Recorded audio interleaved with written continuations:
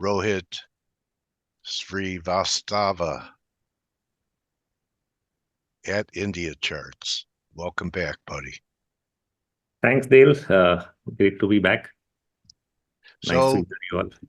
let me test my memory. I don't know, 3 months ago or so, you were becoming more cautious going into 2024. Did the length of time that risk kept moving on surprise you, or was it part of the plan? It did surprise me to some extent, but at least as far as India is concerned, it has played out eventually.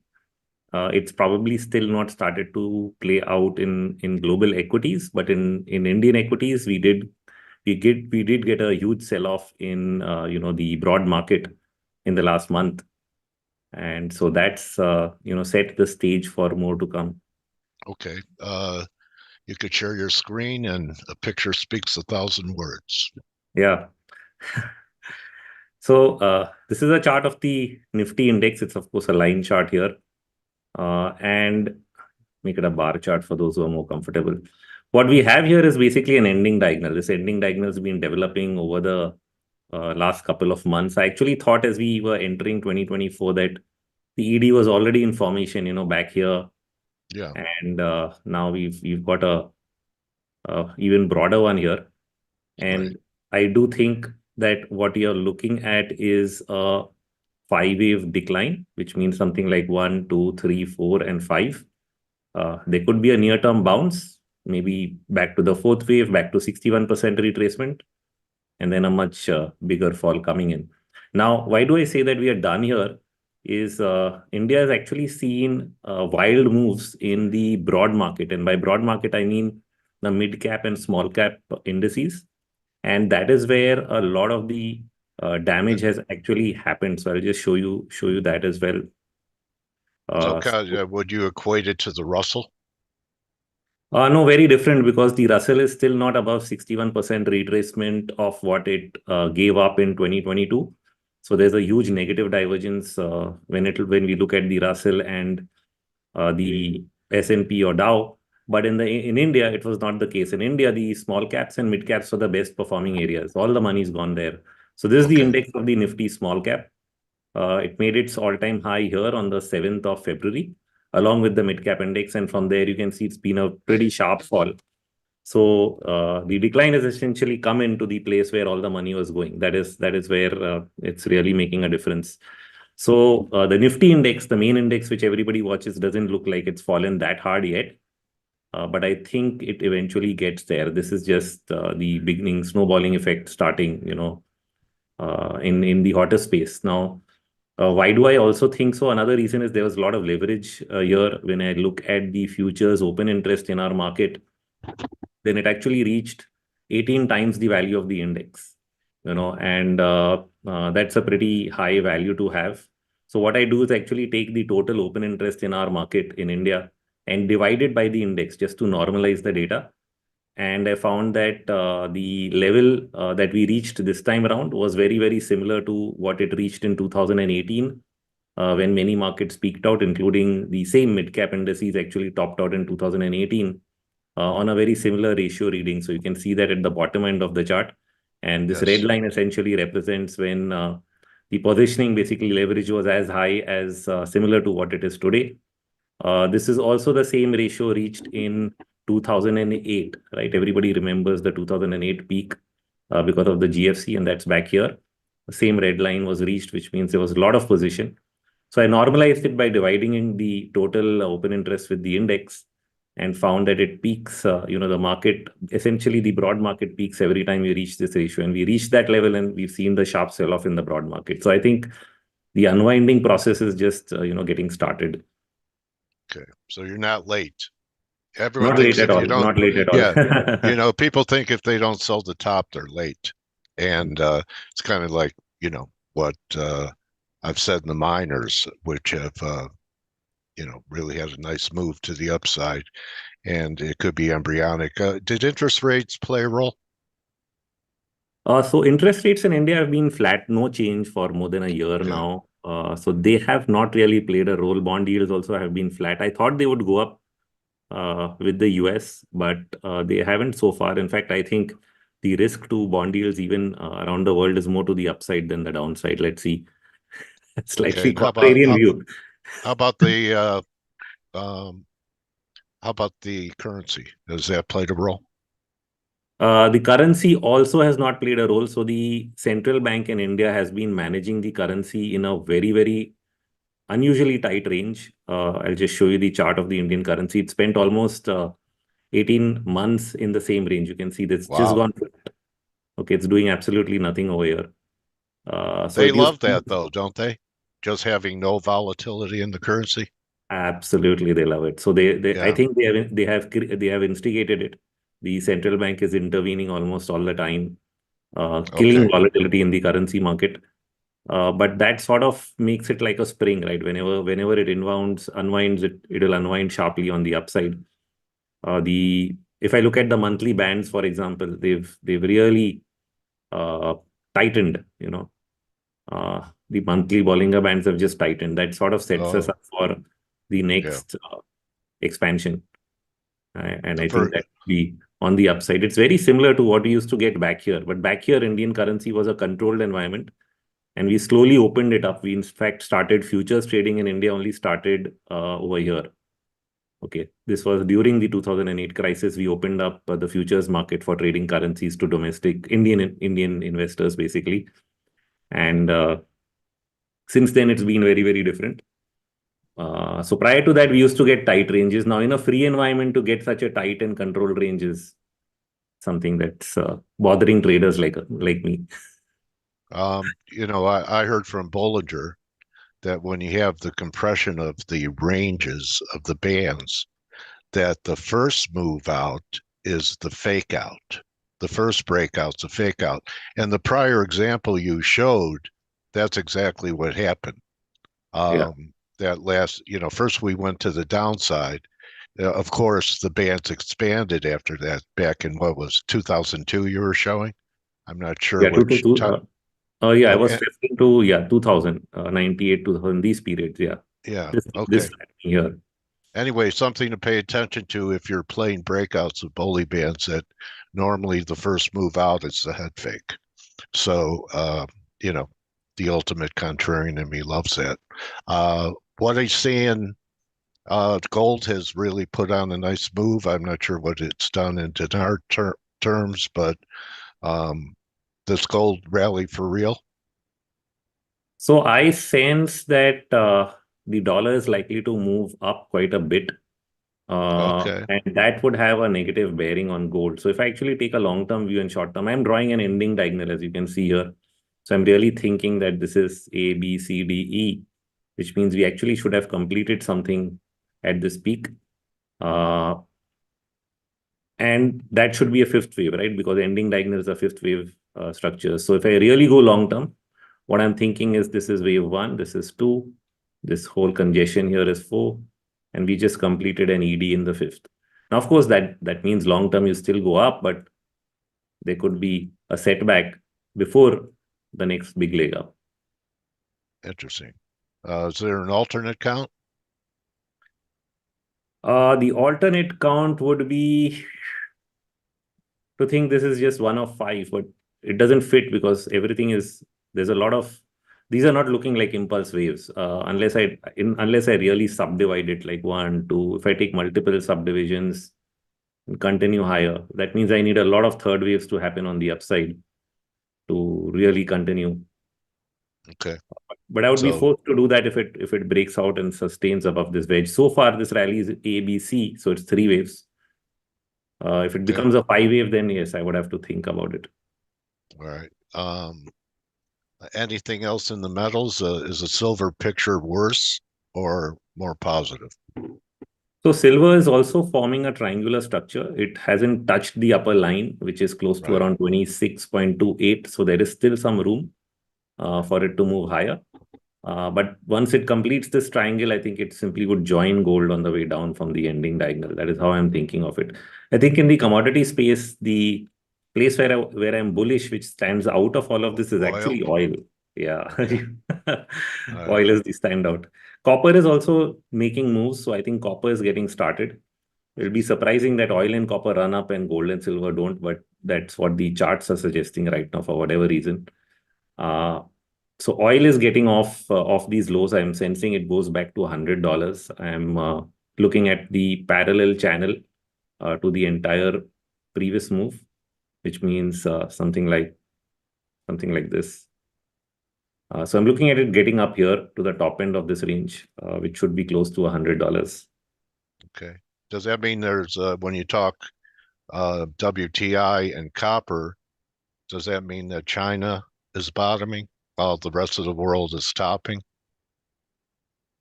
It may look like that near term, but I'm a little worried about China because not, or rather, I should not say worried. I just want more confirmation because every time there's been talk of stimulus around China, which happened a year or two back, and I thought it had Right. bottomed.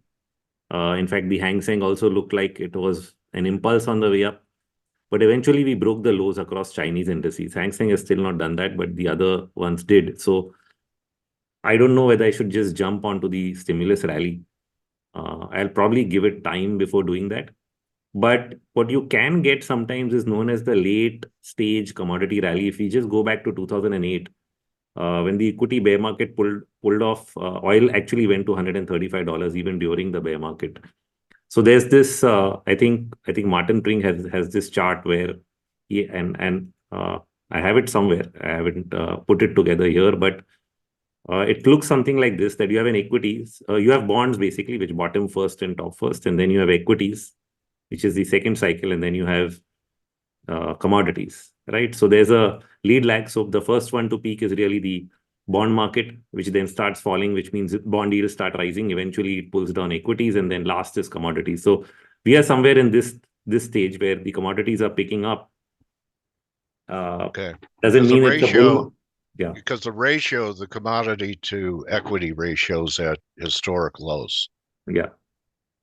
Yeah. Do you have a chart on that on the No, no, comparison? I haven't done that one. Okay. So S&Ps, are they going to join the downside with the Nifty? So I am patiently waiting for that signal because, like I said, I do think the dollar is heading higher. How Uh, much? What to what level are you looking for in the so dollar? I I am remember you actually, you were yeah, bullish a dollar at going into the new year. yes, yes. So I I'm recall thinking, that. so my preferred view is here, doing some kind of a second wave and starting a third. Maybe the second wave is here. So we're in early stages of starting a third wave at a Wow. much larger degree. And so I Okay. think this is the first pull up. This retracement is exactly 61%. So current move would go to around 107, 108, something like that. Okay. Uh, Do you have an alternate if, say, it only gets up to say 106? We put in a lower high. Don't take out that 107 so I level. do have a couple of alternates. So here's first the bullish picture, which is ABC, in which case we are doing C 1, 2, 3, 4, 5. The alternate is to really believe that no, the dollar's peaked long term and whatever is going up is just a B wave. It won't make a new high. This was my original thesis, say 6, 8 months ago. I slightly changed it because the monthly charts have really held out. The 40-month average is held somewhere down here. The Bollinger Bands have tightened there. So I started to consider the bullish case till I get fresh evidence that we are really breaking below those levels, close to say, I mean, seriously going back below Yeah. 100. Right. So it could even be a B wave. It's possible that I don't get a third. I just get a bump up and then it goes down again. So that is a possibility, but I'll consider it once we are up there. That's still over 110. Yeah, yeah, it still can get you Okay. to 110. So so either a bull market or a bear market rally for a B is still big money on the upside. Yeah, Okay, those are the best trades yeah, because either way, you have the direction. You're not sure about magnitude. correct. That's right. Okay. Now, Um, simultaneously, I have the sense that while everybody's still thinking about lower bond yields, I'm actually thinking if the fifth, you're thinking it's over, is not yet over, which means that there is one last run up in bond yields before okay. we actually get a reversal. So I've put it something like this, that, this is the fourth wave down here. Yeah. and starting the fifth up, and we just done one and two early stages. This can Yeah. probably get us back to the 5% or little over 5% before we are done. This is where the whole dollar pressure and Yeah. equity pressure really builds up from, and this may be lagging behind what we are seeing as rising commodity prices. So, uh, and that's what Yeah. I think. Then at some point of time gets the equity rally also reversing. Now, in my big picture, I'm still marking this entire rally in equities as a complex wave, which means that I'm thinking longer term, it's still a B wave. Okay, so that means that the 2022 peak was the final peak of the previous cycle, and from there, we are just going. We've done A and we are doing B, right? So this is an Okay. A, and this whole thing is a B. We still have a large C down to unfold at some point of time. Uh, we just don't have clear signals that it has started yet, Okay. but So we should be in late stages of this ending because this will be C of Z. So we're close to is ending. that an expanding flat, as some Yes, Ellioticians call it? that's right. And, Longer term, it will be an expanded flat. okay, and that really throws people off and gets people Yeah. as bullish as they are In fact, I right think now. so. If I actually look at the Dow, this pattern would be far more clearer on the Yeah, chart of because the it Dow. doesn't have Nvidia in it, right? That kind of Yeah. distorts Yeah. other things, right? The AI trade. Yes. Okay, so So, that's a so the Dow. entire move in Nasdaq is very clearly A, B, and C. You know. That's So I put Nasdaq a there. yeah. Sorry, Okay, that's Nasdaq or the Dow. this is the Dow. Okay, The Dow is a very clear ABC. It's not doesn't look like the Nasdaq might even look like a five to some people, but the Dow clearly does not, and which is why the expanded flat scenario is very very obvious, or rather dangerous. clear, dangerous and clear on the Dow. It's reached Yeah. 123%. We typically allow up to 138% in wave B of an expanded flat. I have of course marked it X, but basically it should be B. I think I should change that. So it's within the Changing account live on Face. Rohit. All right. What else should we be aware of? Your work's so great. I hear you're coming to the US. yeah, visiting San Jose. My Ah, brother's there, so I'll be staying with him and probably traveling around some of the West Coast. when? In the summer? No, just this Saturday. So I'll be leaving this Oh, Saturday wow. and I'll be there for the next 3 weeks. Yeah, well, good. It's better you come now than in November or late October. Oh yeah, that's You know what too I mean? too cold for us. Well, things might be a little chaotic. You have any, I know you're an Elliotician. Do you have any view on all the different elections that we have going on across the world?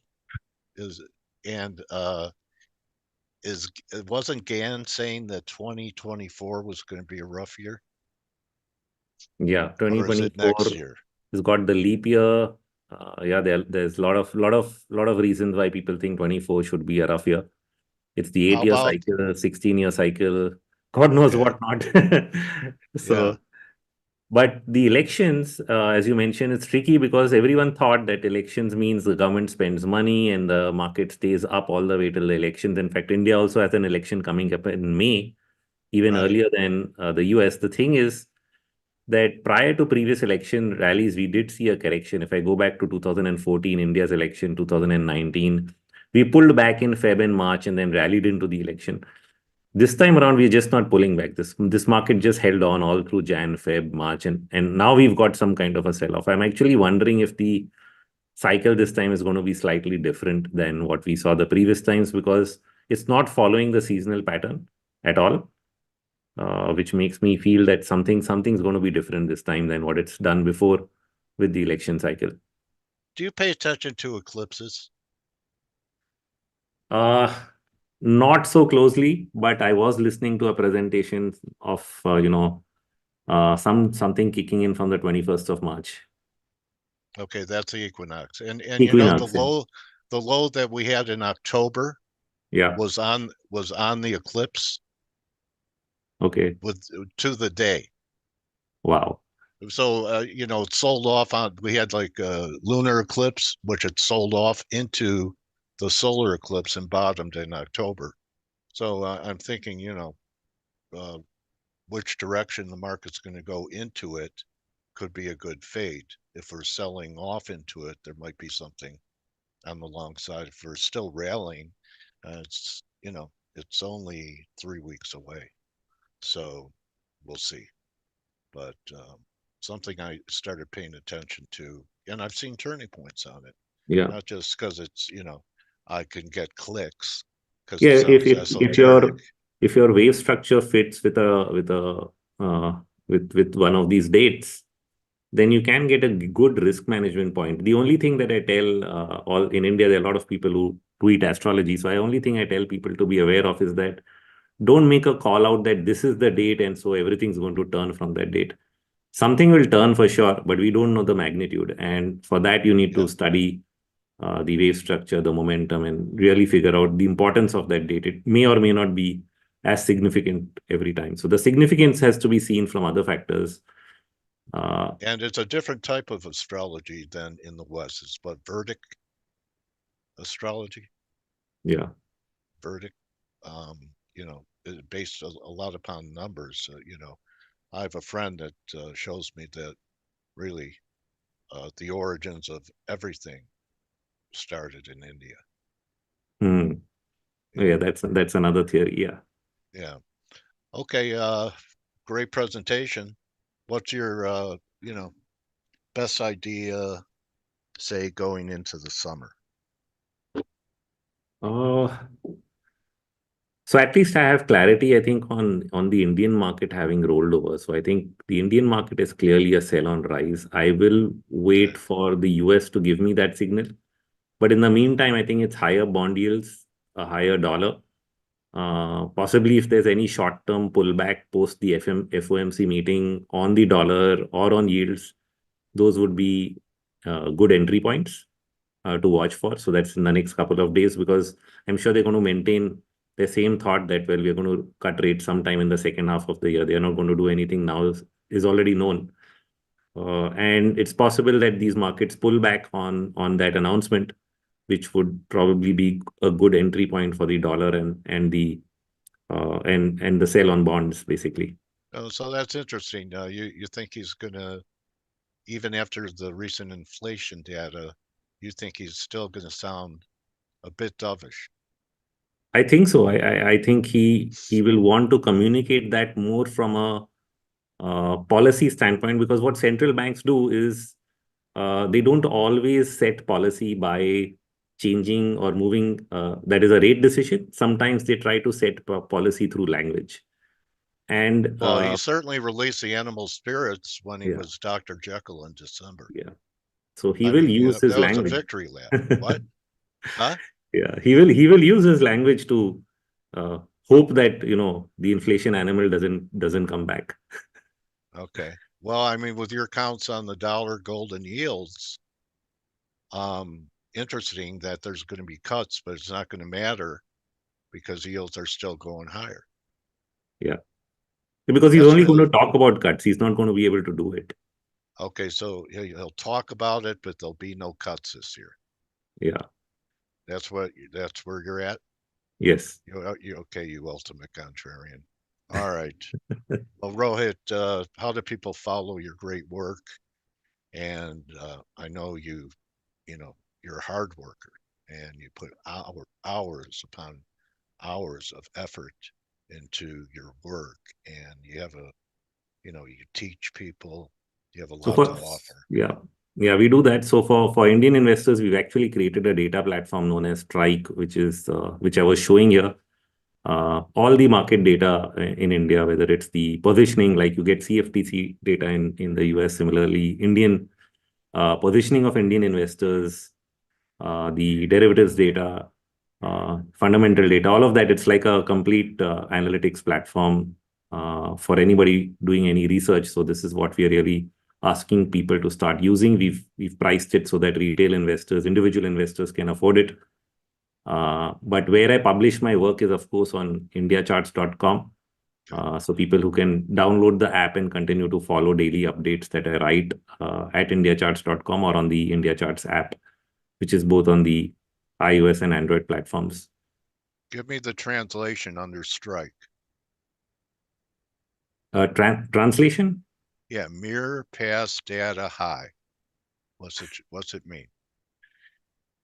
On upper left-hand side of your website, what you were just showing. Oh, now it's not there. It's okay. Yeah, this. Yeah, right under the upper left-hand corner.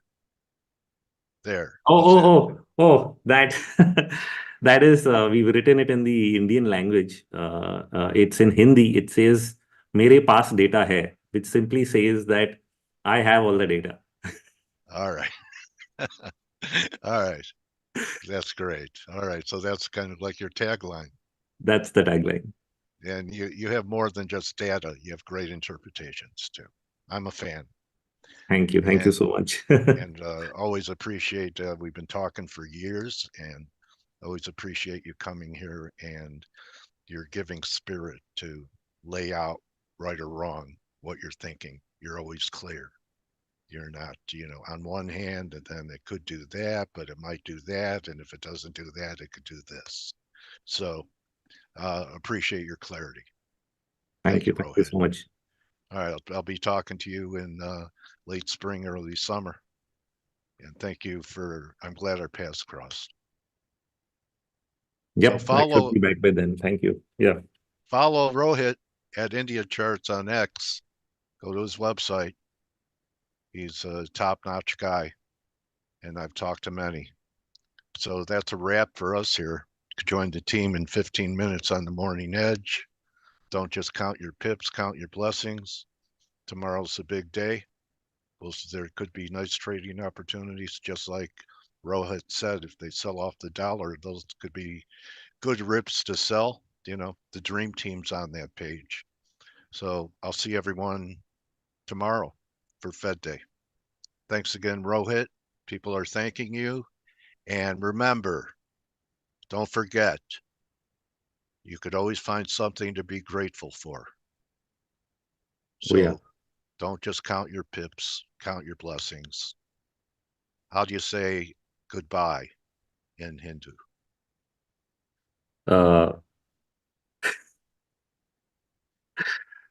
When we say thank you, we say dhanyavad.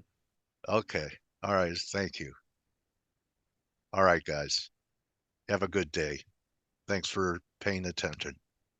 Adios. Thanks, Rohit. Thank you. Hey traders, this is Blake Morrow with ForexAnalytix. Thanks for stopping by our YouTube channel. Don't forget to like these videos, share them, and subscribe to our channel so you don't miss any of the content that we provide here for free. Thanks for stopping by. I'll see you in the next video.